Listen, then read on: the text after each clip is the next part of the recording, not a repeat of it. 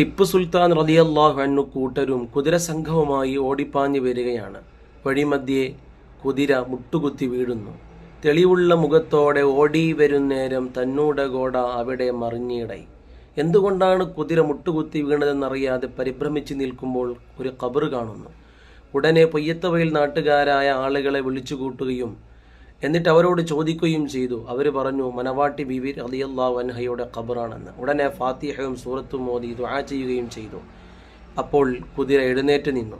നാട്ടുകാരോട് ചോദിച്ചു, വെളിച്ചം കത്തിക്കാൻ എത്ര രൂപ വേണമെന്ന്. 3 രൂപ വേണമെന്ന് പറയുകയും ഗവൺമെൻറ്റിൻ്റെ ചെലവിൽ തന്നെ ആ പൈസ പാസ്സാക്കുകയും ചെയ്തു. എന്നിട്ട് ആ സ്ഥലം ആ ഖബറിലേക്ക് എഴുതി കൊടുക്കുകയും ചെയ്തു. ഇന്ന് ആ പൊയ്യത്തവൽ എന്ന നാട് ലോകർക്ക് മാലോകർക്ക് അറിയാതിരിക്കില്ല. അവിടെയാണ് ഉറൂസ് നടക്കുന്നത്, ഫെബ്രുവരി 2-ാം തീയതി. അല്ലാഹു തആല മഹദിയുടെ ബറക്കത്ത് കൊണ്ട് നമ്മെ നന്നാക്കി തരുമാറാം.